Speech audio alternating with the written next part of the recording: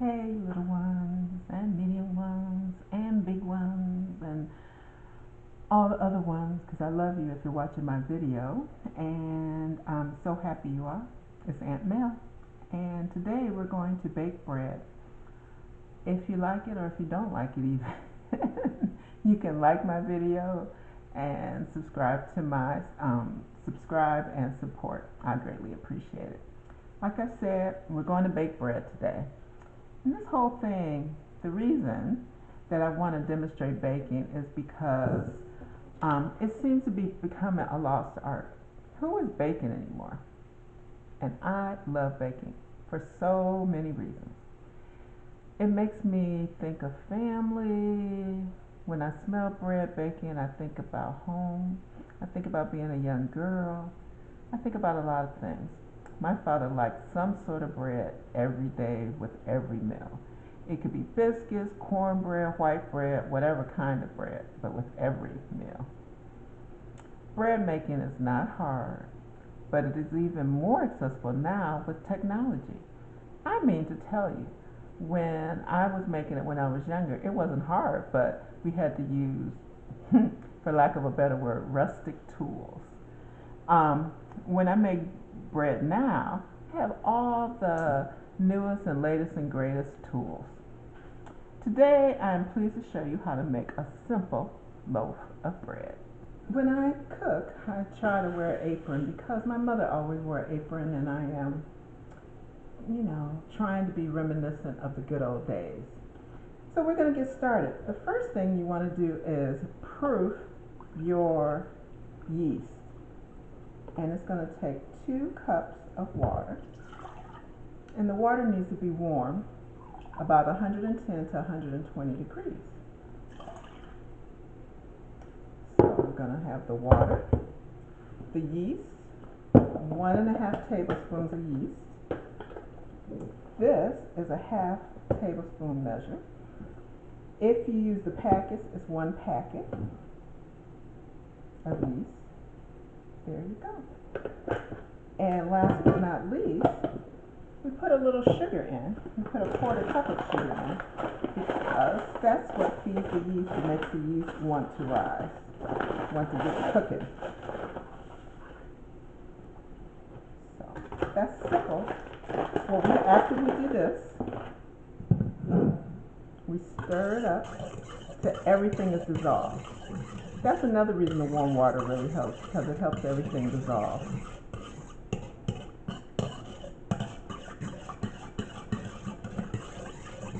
You see?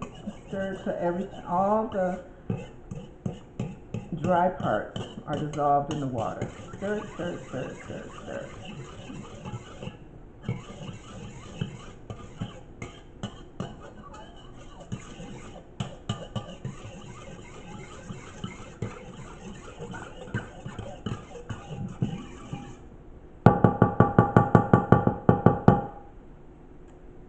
Then you're going to let it sit for 5 to 10 minutes just to see if the yeast is good. If the yeast is good, it's going to get fluffy. If the yeast isn't good, nothing's going to happen. See you in 10 minutes. I think I didn't record me adding the flour. So after I got proofed, excuse me, after I proofed the yeast, I added 6 cups of flour, 3 cups of all-purpose flour, 3 cups of bread flour, and then I add 2 teaspoons of salt. Please add the salt. Also, please remember that it doesn't have to be 3 cups of all-purpose flour and 3 cups of bread flour. It can be any combination, or just all-purpose flour, all bread flour. You can use whole grain flour. You can use any kind of flour you want. I've used many kind of flour and it always works. So 6 cups of flour, 2 teaspoons of salt, a 1/4 cup of oil. And this is the thing my mother never used, but I have found it makes my bread even better. 1 teaspoon of white vinegar. Give it a try. You can't taste it, smell it, anything like that, but it changes the consistency and the ability for the bread to rise. Then I use my I think this is called a Danish sifter.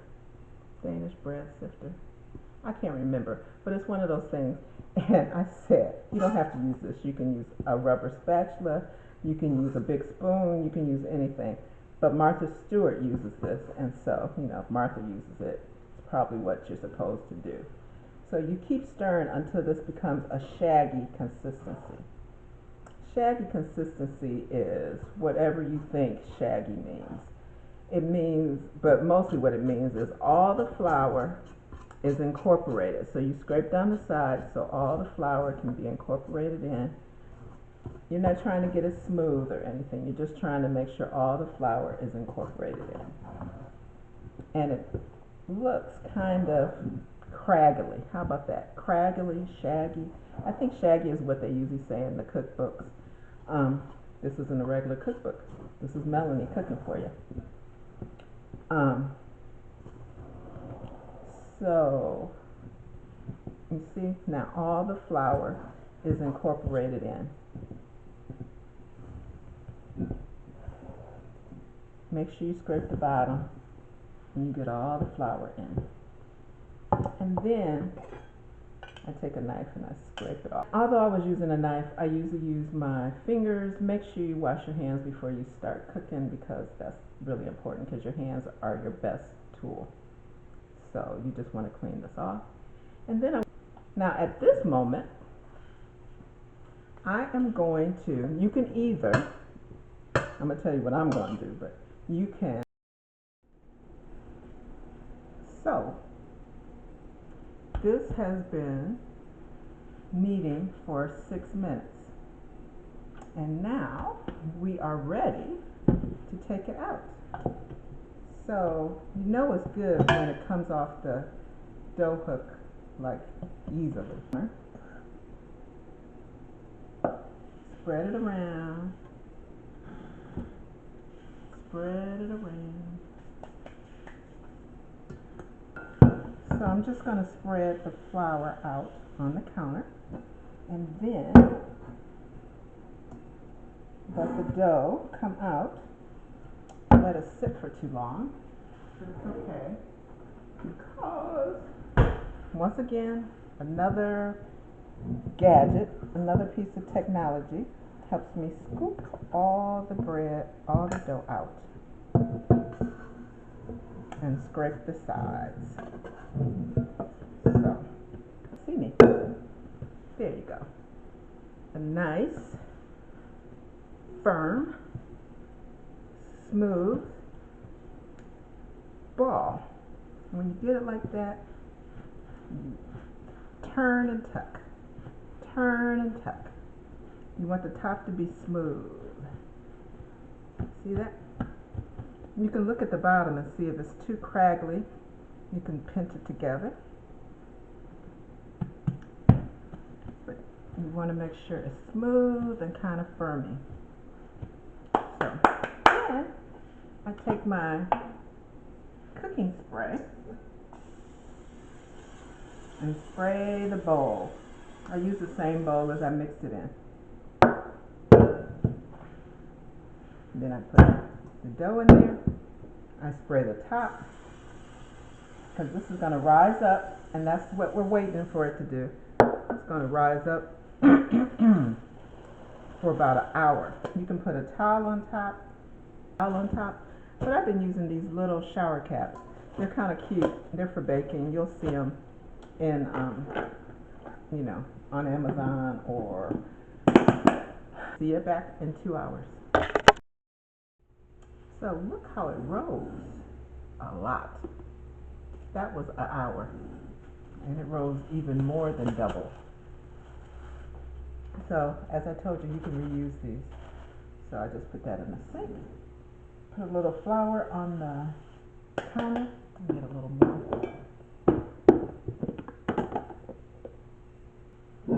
And let's see if it's going to dump out. Ooh, look at that. Pretty cool. Dumping out. So what we're going to do is push the air out a little.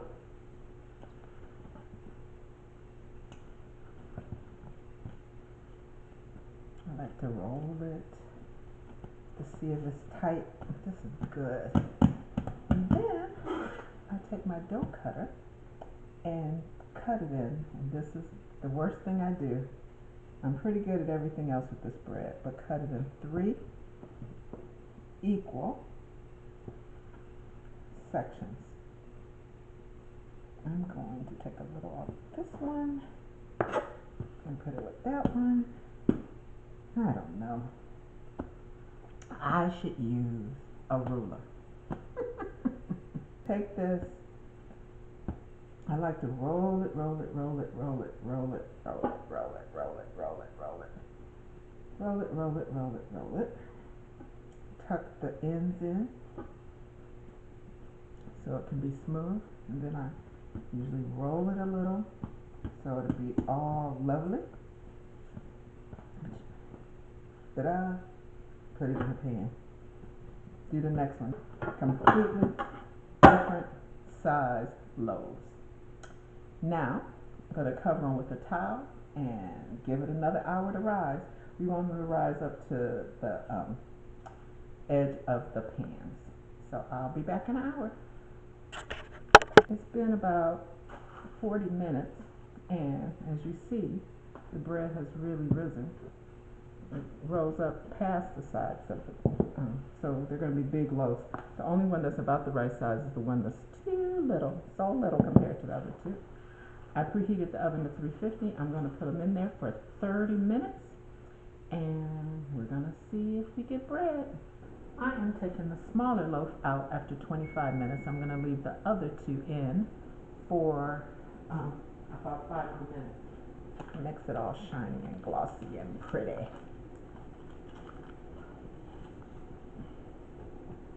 The pan is still screaming hot, and although I have baker's hands, it's even too hot for my baker's hands.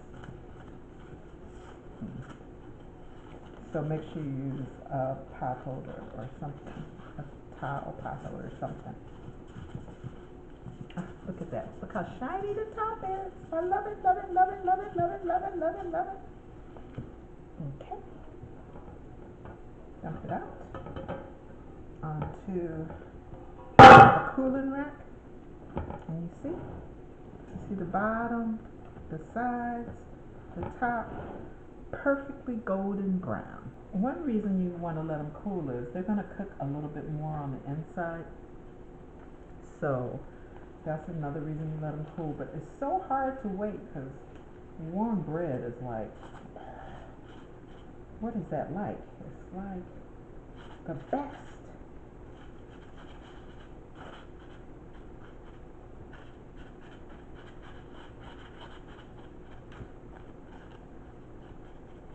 The reason I'm making bread today is because my mentee missed bread over Christmas when I made bread for almost everybody else in my life.